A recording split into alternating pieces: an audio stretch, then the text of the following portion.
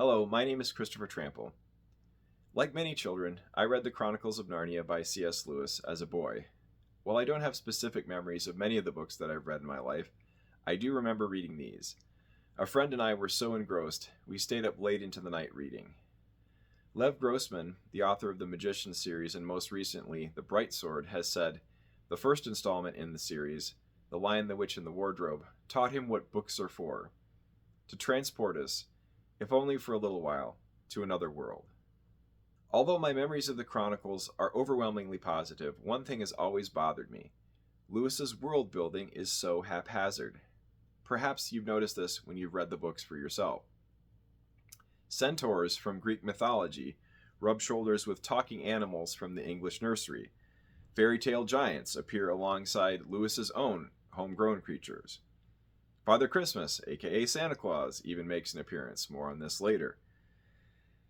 This amalgam famously drove his friend Tolkien to distraction.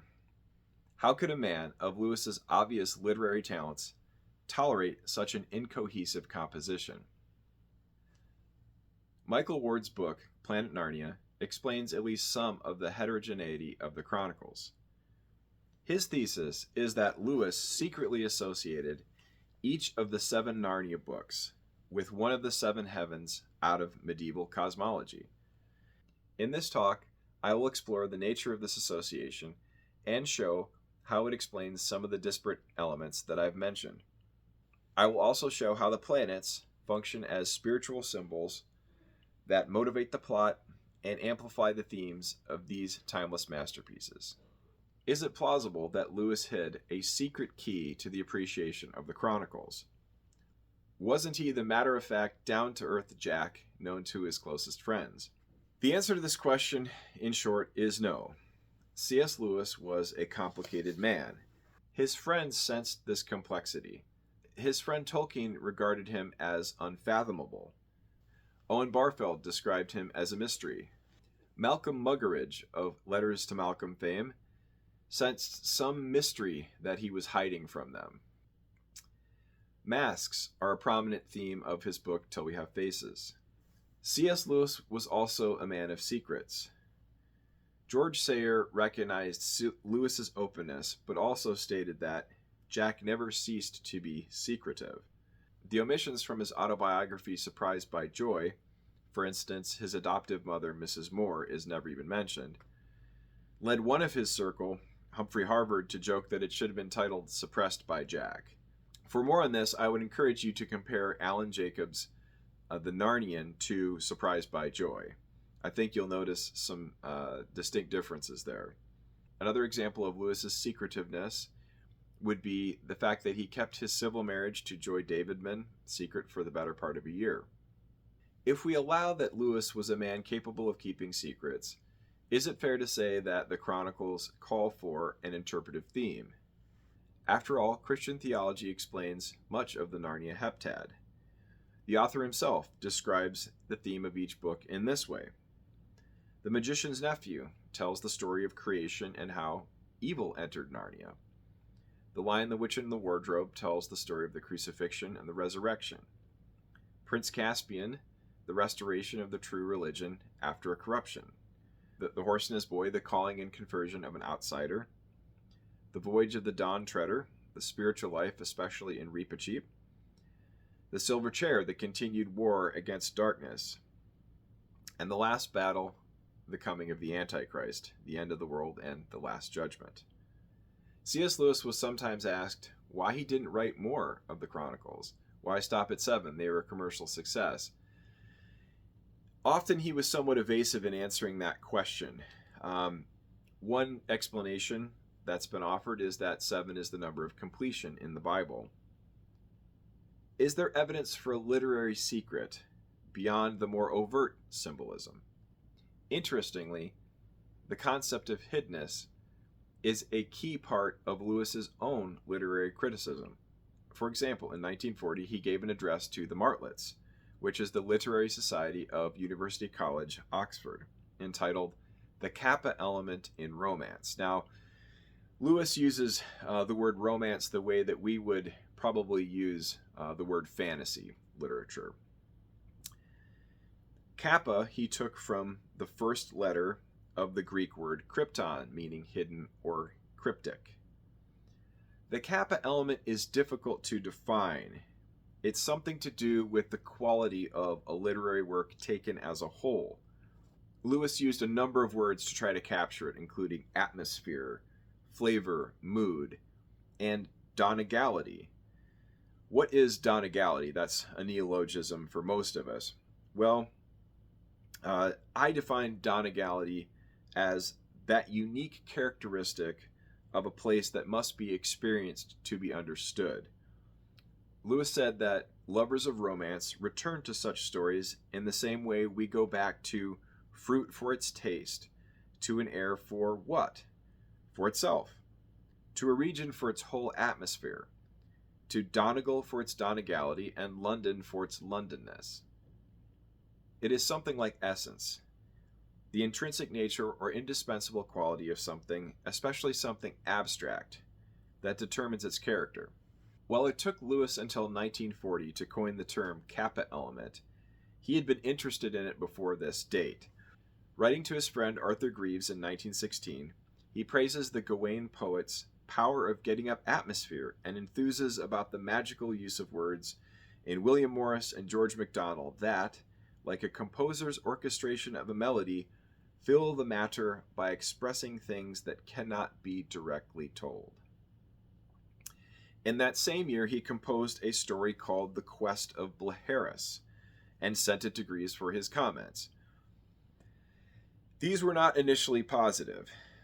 Lewis replied, "You will like the main gist of the story even less when you grasp it. If you ever do, for as is proper in romance, its inner meaning is carefully hidden." This hidden meaning can be appreciated even if the reader is unaware of it. Lewis illustrates this unwitting enjoyment in Meditations in a Tool Shed. I'd like to quote a couple of paragraphs from Meditations in a Tool Shed for you to illustrate this. "I was standing today in the dark tool shed. The sun was shining outside, and through the crack at the top of the door there came a sunbeam. From where I stood, that beam of light, with the specks of dust floating in it, was the most striking thing in the place. Everything else was almost pitch black. I was seeing the beam, not seeing things by it. Then I moved so that the beam fell on my eyes. Instantly the whole previous picture vanished. I saw no tool shed, and above all no beam. Instead I saw, framed in the irregular cranny at the top of the door, green leaves moved by the branches of a tree outside, and beyond that, 90-odd million miles away, the sun. Looking along the beam and looking at the beam are very different experiences."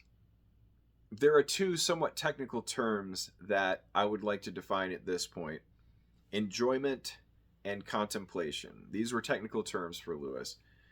Enjoyment he illustrates as looking along the beam.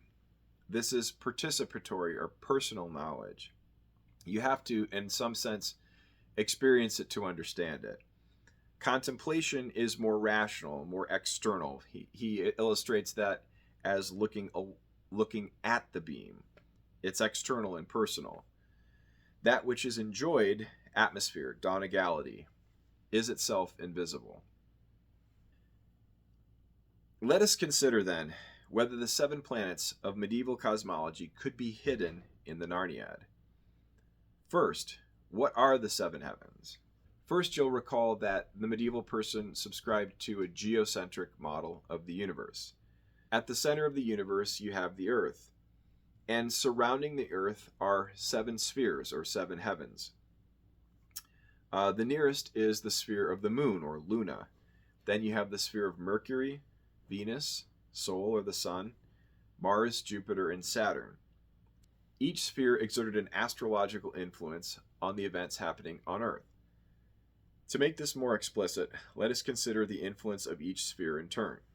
So let's talk about the sphere of the moon briefly. That's Luna. Luna induces doubt or wandering, insanity or lunacy in people.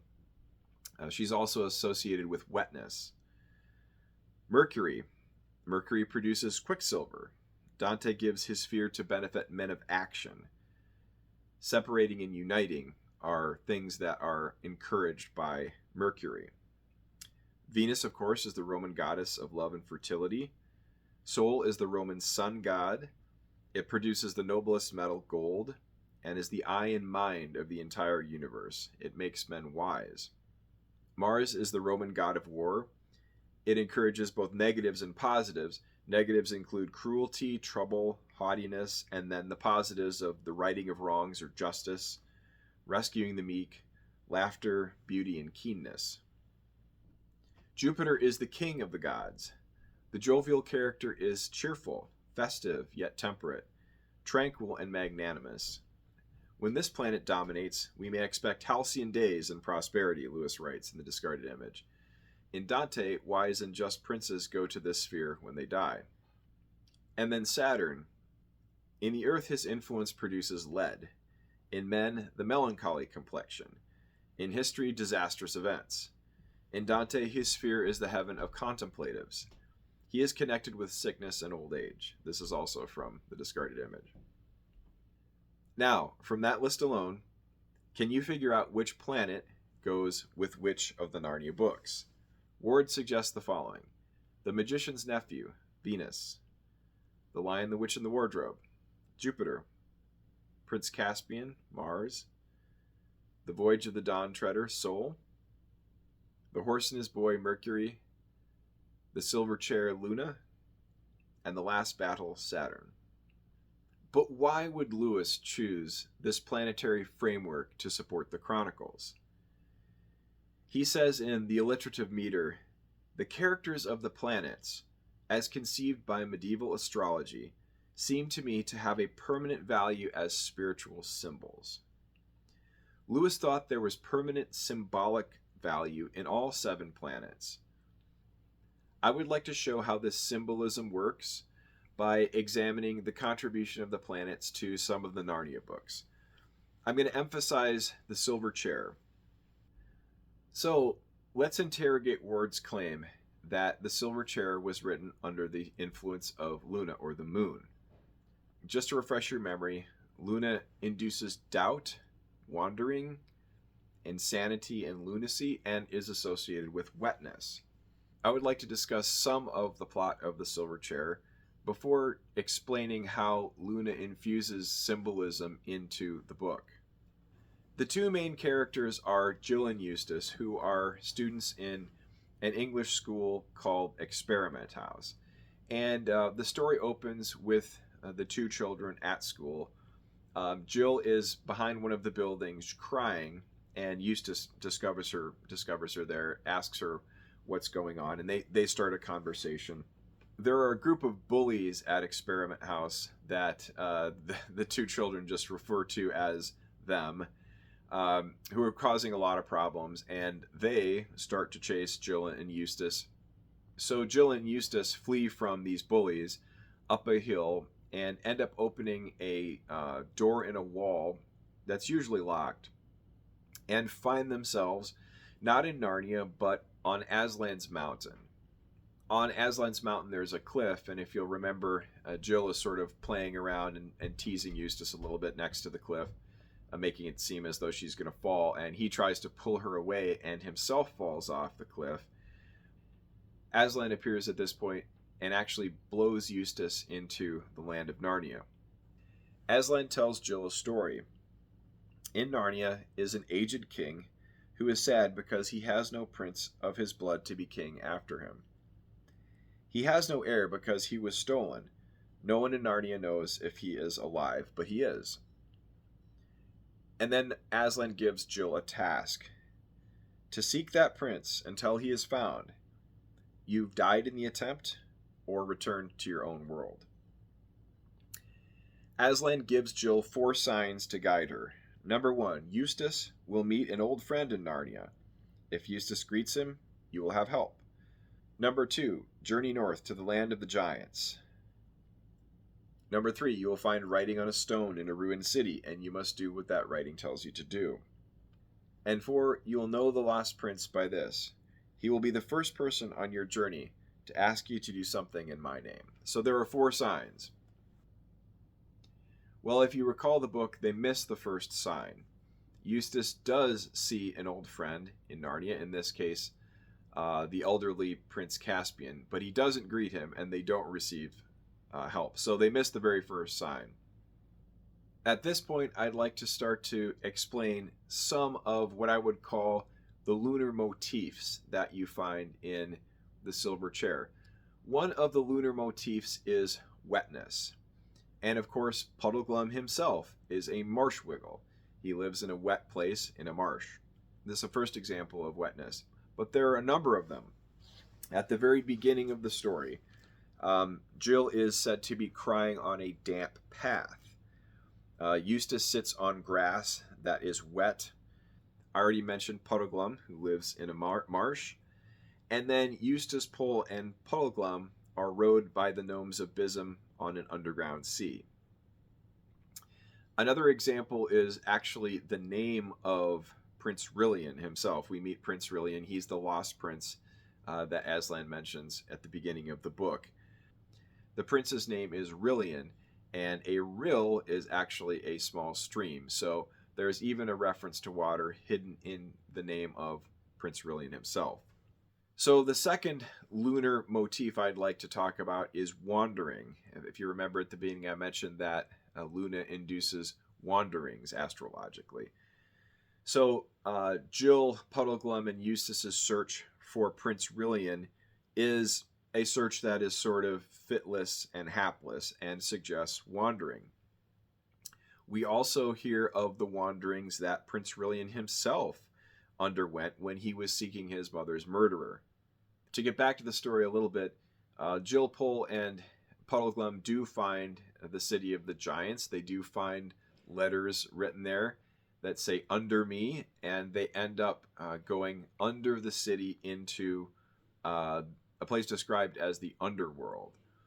This is interesting to me because the moon has both a lit side, a bright side, a daytime side, and a dark side. You've heard of the dark side of the moon.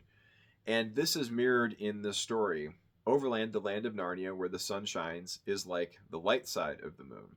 And Underland is like the dark side. So even the structure of the story is mirroring a little bit the light and dark side of the moon itself. Jill, Eustace, and Puddleglum subsequently discover that Prince Rilian is being held captive by a witch in Underland. And the witch has enchanted him such that he has no memory of his life before he came to Underland. Further, the witch has told Rilian a lie, which is that most of the time he's in his right mind, but he experiences an hour of madness. And during this hour of madness, he must be strapped into the silver chair. If he isn't, then he is likely to kill whomever is in the room. Rilian tells Jill at one point, "I am bound by a spell from which my lady alone can free me. Every night there comes an hour when my mind is most horribly changed, and after my mind my body, for first I become furious and wild, and would rush upon my dearest friends to kill them, if I were not bound. And soon after that I turn into the likeness of a green serpent, hungry, fierce, and deadly." So in order to prevent Rilian from killing people when he experiences this period of madness, he has to be strapped into the silver chair. This is all the lie that the witch has told. So this period of madness is an example of the lunar influence. As I mentioned earlier, Luna induces madness or lunacy in men. So this is an example of how Lewis uses the moon and the influence of the moon as a motif in the silver chair. Rilian's madness is an example of lunar influence.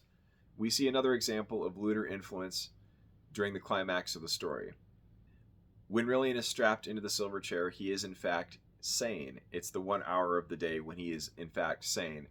He remembers his life before he was brought to Underland, and he begs Jill, Eustace, and Puddleglum to release him from the chair. After begging to be released, Rilian says, "Once and for all, I adjure you to set me free.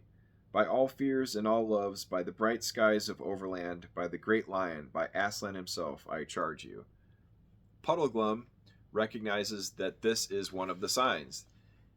Rillian is the first person on the quest to ask them to do something in the name of Aslan. This puts the characters on this places the three on the horns of a dilemma. Do they trust the sign and risk releasing Rillian and potentially being killed? After all, he's told them that if he's released, he'll turn into a snake and kill them. Or do they trust Aslan's signs and release him? This places Jill, Eustace, and Puddleglum on the horns of a dilemma. Do they obey Aslan, recognizing the sign, and release Rillian and risk being killed? After all, Rillian has told them that if he's released, he'll turn into a snake and kill them all. After some debate, they decide to release him and cut his bonds, and he's freed. Rillian immediately grabs a sword and destroys the silver chair. Well, they're not out of hot water just yet. The witch shows up, and she is not at all pleased that Rillian has been released from his chair. And in fact, she throws green powder on the fire, and this powder starts to work some sort of enchantment on all four of them. Jill, Eustace, Rillian, and Puddleglum. The exchange between the witch and the other four characters that ensues is an example of another lunar influence, in this case, doubt.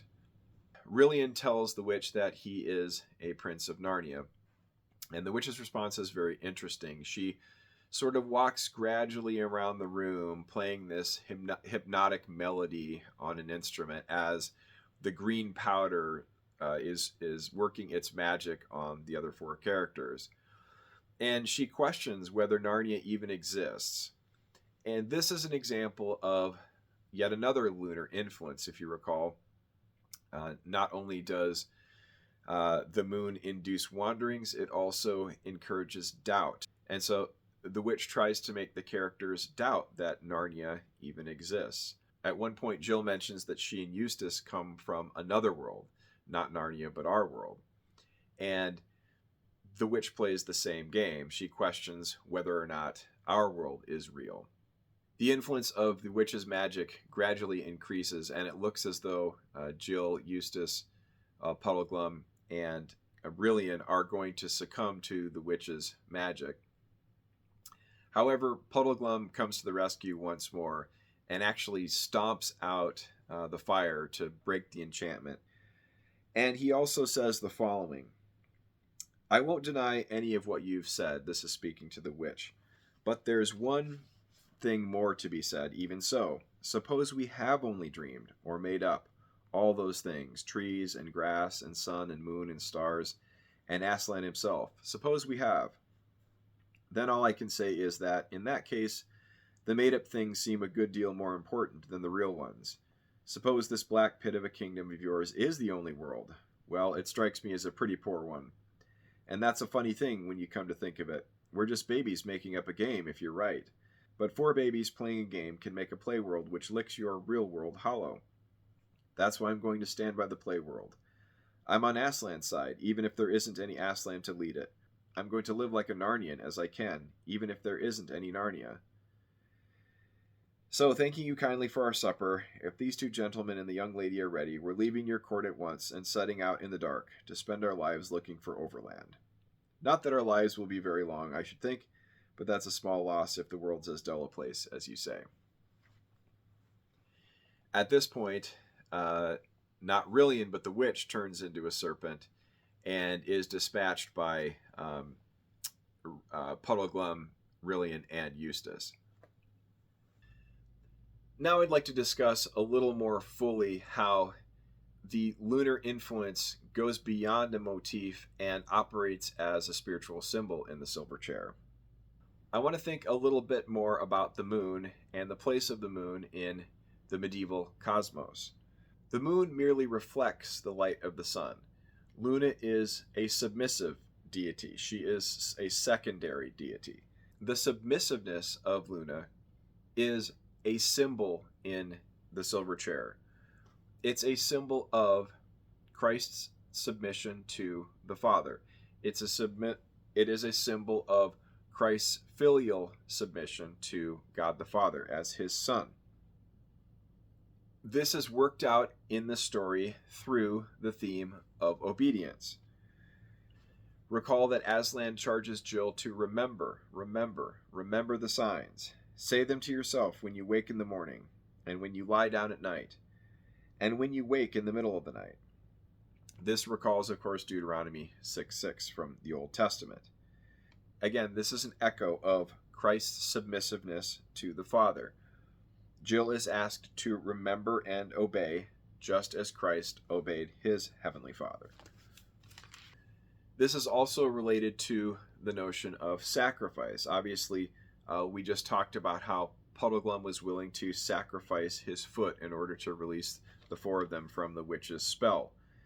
But sacrifice for Lewis is not just an atonement for sin, but also a filial response to the love of the Father. Again, it's something to do with Christ's submissiveness to God the Father. A second example of sacrifice occurs near the end of the book. King Caspian, who at the very beginning has taken ship for the Seven Isles, returns in time to bless Aurelian before his passing. The dead king appears in a stream on Aslan's mountain. Eustace drives a thorn into the great lion's paw, and his blood restores Caspian's youth and his life. Interestingly, the moon also plays a role in the Voyage of the Dawn Treader. I'm not going to speak about the Voyage of the Dawn Treader in as great a detail as Silverchair, but I would like to at least mention that the Voyage of the Dawn Treader is written under the influence of Sol, or the sun. Recall that it is a tale about a journey toward the rising sun. The characters end up on a boat, the Dawn Treader, that is headed east, sailing east toward the rising sun. Again, you see solar motifs throughout this book. I'm not going to catalog them all here, but the first one, of course, is in the title itself. The Dawn Treader, of course, is a reference to the sun. You'll recall that the solar influence creates gold in the earth. In Chapter 8, the royal party discovers an island pool that turns things to gold. This hilltop pool is the source of the eastern stream where Drinian had wanted to water the ship. He's overruled, and instead they choose to anchor off the western stream. And it was a good thing that he did. If you recall, Sol produces fortunate events, in other words, good fortune. The western stream, opposite the place of the sunrise, has no such dangerous metallurgical powers. In many respects, Eustace is the central character of the Voyage of the Dawn Treader. And if you'll remember, at one point he gets turned into a dragon. The moon appears in a fascinating symbolic way in the Voyage of the Dawn Treader as well. The Voyage of the Dawn Treader is written under the influence of Sol. However, Aslan appears by moonlight to undragon Eustace later in the book. Sol makes men wise. This is part of the solar influence, one of the themes of the Dawn Treader. So Eustace learns wisdom under the loving discipline of Aslan. But there's an interesting symbol here that is built into the fact that Aslan appears by moonlight. He appears by indirect or secondary light. So too, Eustace describes this encounter to Edmund after the fact. So in other words, instead of us seeing this undragoning first person in sunlight directly, it is described to us at second hand, just like the reflected light from the moon. So there's a very complex and subtle, sophisticated symbolism there as well in Voyage of the Dawn Treader. The value of Sol as a spiritual symbol certainly is not difficult to discern. In 1 John 5, we read that God is light. In him is no darkness at all. More than a motif, light has spiritual significance in the Voyage of the Dawn Treader. As they near the end of the world, the characters partake of seawater that is described as drinkable light. Only after they take the light into themselves are they able to tolerate the increasing brightness that they experience as they get closer and closer to the sun?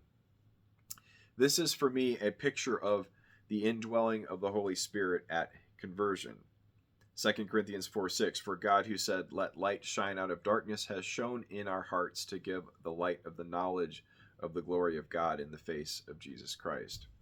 Well, I would be remiss if I didn't at least mention The Lion, the Witch, and the Wardrobe, which is the most famous of the books, which was written under the influence of Jupiter.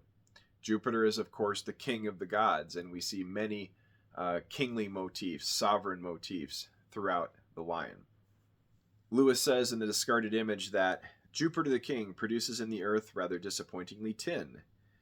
The character he produces in men would now be very imperfectly expressed by the word jovial, and is not very easy to grasp. It is no longer like the Saturnine character, one of our archetypes. We may say that it is kingly, but we must think of a king at peace, enthroned, taking his leisure, serene. The jovial character is cheerful, festive yet temperate, tranquil and magnanimous. When this planet dominates, we may expect halcyon days and prosperity. Ward begins his discussion of the jovial poema with the central turning point in the book, the change from winter into summer. If you recall, the White Witch has made it always winter, but never Christmas. And as the winter finally begins to break, who should show up but Father Christmas himself? That's right, you got it, Santa. So this part had always bothered me. I just felt it was so discordant to have Santa Claus appear in a medieval fantasy. But now I understand it, because who is more jovial than Santa, after all? Planet Narnia by Michael Ward has helped me to appreciate the Chronicles as a carefully constructed work of art, rather than a collage of unrelated mythologies. It also highlights and throws into relief the aspects of divinity symbolized by each planet. The Chronicles, like all fiction, are an attempt to communicate truths that have to be experienced to be understood. I think I grasped them more fully after studying Planet Narnia. Thank you very much for watching. If you haven't read The Chronicles of Narnia,